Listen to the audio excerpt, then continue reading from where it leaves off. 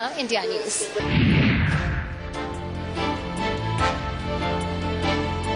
UPA सरकार का आम बजट आ चुका है। हमारे साथ इस वक्त कुछ किसान मौजूद हैं। आइए हम पूछते हैं कि वो बजट से खुश हैं या नहीं है। जी, बजट आ चुका है, क्या लगता है?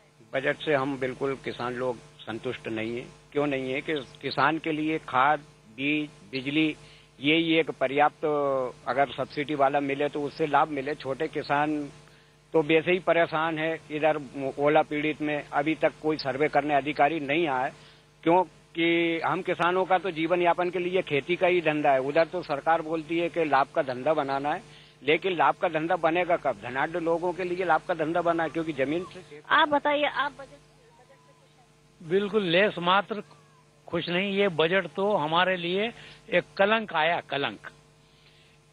कलंक लग जाने से तो आदमी उभर जाता है, प्रायश्चित हो जाता है। लेकिन ये हमारी सरकार दिल्ली में जो बैठी है उसने किसानों का खून चूसने वाला बजट बनाया। क्यों? इसलिए कि हमारी कोई कीमत बढ़ी नहीं, कोई समस्या हल हुई नहीं, खाद की कीमत कम हुई नहीं, मशीनों की कीमत कम हुई नहीं, डीजल का भाव कम हुआ नहीं, पेट्रोल का भाव कम हुआ नहीं। और जिसमें जमान पे रस आ जाए, थोड़ा सा पानी आ जाए, शक्कर, वो उसकी कीमत और बढ़ गई, कम किसी चीज की हुई नहीं। इसलिए ये बजट बिल्कुल बेकार बजट है, घूड़े में गड़ाने लायक बजट है। आप बताइए कि खेती की लागत में कुछ कमी? जी मैम, खेती की लागत में कोई कमी नहीं हुई है। मजदूरी के रेट मतलब पहले की अपेक्षा आज के समय में कहें तो 8 गुने बढ़ गए हैं, 8 से 10 गुने के आसपास बढ़ गए हैं। और डीजल का भी रेट पिछले एक साल के अंतर में हम ये देख रहे हैं कि 10 से 15 रुपए बढ़े हैं। और हमारे अनाज का रेट अभी ये देखें कितने बढ़े हैं, आप सब लोगों को मालूम ही है। तो और हमारे शासन या हमारे महामहिम नेता हमेशा इस बात को कहते कि महंगाई का लक्ष्य जब भी रखते हैं तो महंगाई को किस चीज से आकलन किया जाता है। ये हमारे देश की सबसे बड़ी एक परंपरा बनी हुई है। किस चीज से आंकी जाती है? फल, सब्जी, दूध, दही। बाकी अन्य सोना, चांदी, द्रव्य में जो चीज है या जिससे जो हमारी किसानों के लिए ये बजट बिल्कुल 1% सही नहीं है। हमारे लिए तो ये बजट कहीं से भी सही नहीं है, और आप खुद देखें इस बात को। आप बताइए। किसानों के लिए आज बजट पेश हुआ है, इससे किसानों को लाभ होने का तो कहीं से उम्मीद नहीं है। थोड़ा मशीनों के लिए शासन ने छोटे किसानों के लिए जो योजना बनाई है, लाभ उसका मिलेगा, मगर अभी तो नहीं मिलना है ना। 1 वर्ष लग जाएगा। दूसरा सवाल, गेहूं का रेट भी नहीं बढ़ाया। दूसरा, खाद पे कोई सब्सिडी जो थी वो की वही कंडीशन है। तो किसान को इसका लाभ तो कहीं से कहीं तक मिलने की संभावना लगी नहीं रही है। किसानों की माने तो वो सरकार के बजट से बिल्कुल खुश नहीं है, क्योंकि इसमें खेती की लागत भी कम नहीं हुई है और खाद बीज की सब्सिडी भी नहीं बदली है।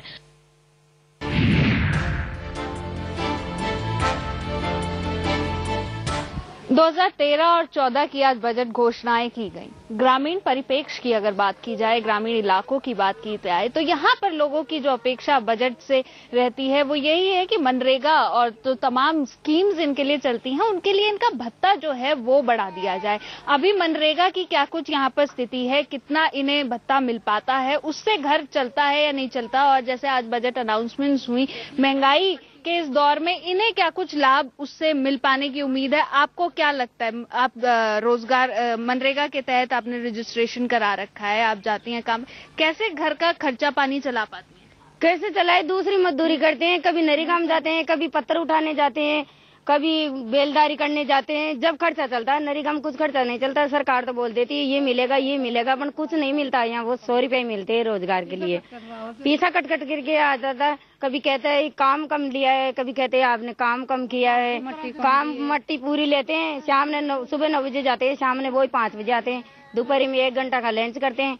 मट्टी नापता है, 10 बाय 10 की कंची होती है, 2.5 फुट की ऊंचाई होती है, और फिर भी हमारा पैसा कट के आता है। इसलिए हम कहते हैं सरकार को हमारे लिए 250 रुपया होना चाहिए। हम 100 रुपये में कुछ नहीं कर पाते हैं। लड़कों की पढ़ाई करें, उनकी बीमारी में लगाए, या कोई लड़का बहरा है, कभी कानों से नहीं सुनता है, काला है, तो उसके लगावे। सरकार तो बोल देती है, पर हमारे घर खर्चा नहीं चलता है 100 रुपये में।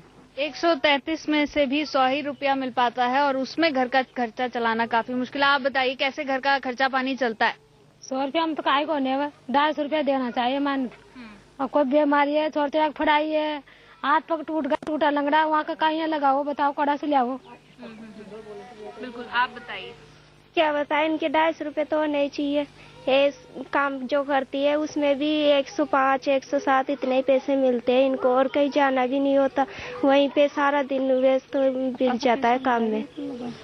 तो घर पे, आपके घर में कितने लोग काम करने वाले हैं? मेरे घर में तो मेरी मम्मी है। और आप हैं?